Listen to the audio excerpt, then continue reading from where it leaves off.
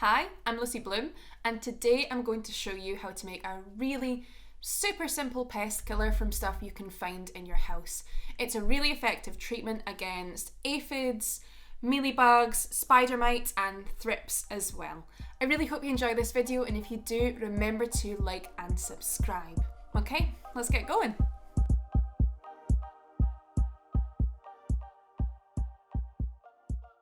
We are going to be using soap today because soap is a great effective insecticide.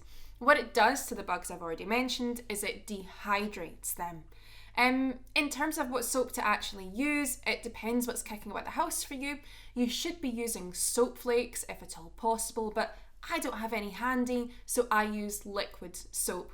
This is a wee bit on the controversial side. I've not had that many problems with using liquid soap before, but I know some people have.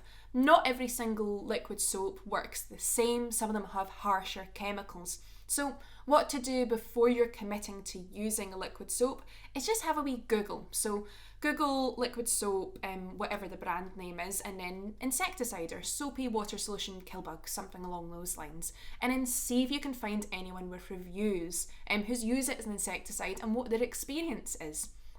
What I'm using for this video is Fairy Original. That works perfectly fine in small solutions, in diluted solutions, sorry for myself, but I've heard bad things online about people using Fairy Platinum Original, so steer clear of that. Another top tip is that if you have quite a sensitive plant, a plant you know is sensitive, or a plant you know is quite rare, or is quite, it is quite close to your heart, maybe don't use this solution. Don't take the risk with that. Just have a wee Google online and maybe kind of shell out for something a wee bit kind of more suited to that plant.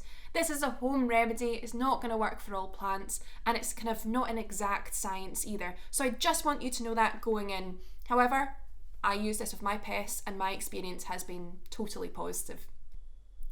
So the first thing you're going to need would be a measuring jug. This is just so you can get all of your proportions right. The one I've got here today is a 500 milliliter measuring jug. That is half of a litre. Then you will need your liquid itself. I've gone for Fairy Liquid, as I said. I've just got it out so you can see it. Then a tablespoon. The measurements you're going to want would be, if you're doing a litre, it would be 1 to 1.5 tablespoons. Since I've got half a litre here, that was supposed to be roughly half a tablespoon, ends up being a wee bit more. Then you're going to want to incorporate it into your water. If you're American, you're working in gallons, the thing to do would be 2 to 5 tablespoons per gallon. So incorporate it nicely, so there's no bubbles. That's why I put the water in first and then incorporate the liquid, and then decant it into your container. I've got this lovely wee spritzer here. The slower you pour the liquid, the less bubbles you're going to get. So you can see I'm pouring pretty slowly there, but I still end up with a few bubbles because I'm a numpty. Then when you're done, you want to pop the applicator back on. So with this liquid we've made, what I'm going to do is I'm going to be treating a plant. So this plant doesn't actually have an infection. I'm just using it as an example. So I'm going to get the plant out now. What I'm going to do before treating the whole plant with the liquid solution that I've made is I'm going to treat a single leaf, so just this leaf right here. So I'm going to give it a spritz, and then if it did have an infection, I would leave it for 24 hours. So what you're doing here is you're taking a very specific part of the plant, spritzing it, quite a small part, and then leaving it. The reason for this is so I can come back and see how the plant fares. If the plant looks peely-wally, this is not the solution I should be using for it. But if it looks totally fine, I'm a-okay to do the whole plant. Using soapy water works well if repeated.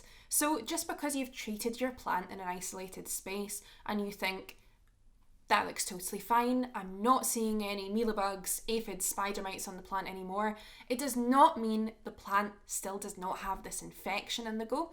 So the best thing to do is to keep your plant in quarantine for a period of time. And then when you see the reappearance of these mites, of these little pests, anything like that, give it a squirt again.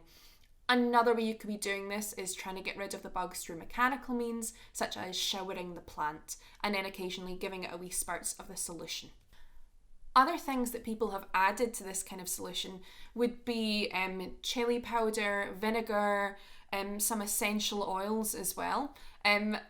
I've had to look online to look and see if I can find any articles which point to why these things are effective, or if they're just old kind of wives' tales, and I've not been able to find that much on it. So if anyone out there is a plant scientist, a botanist, anything like that, I would love to know what effect these things have and if they do actually work. Anecdotally speaking, I do tend to add a wee pinch of chili powder to a lot of the soap solutions that I make up, and I think it works, but of course it is very hard to tell. I don't have a control, nothing like that.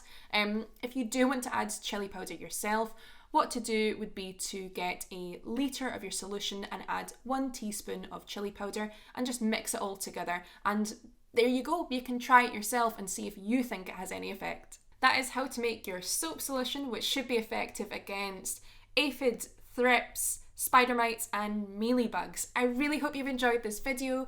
If you have, remember to like, subscribe, comment, ring the bell, all of the things. And yeah, have a wonderful day, guys. Okay, bye.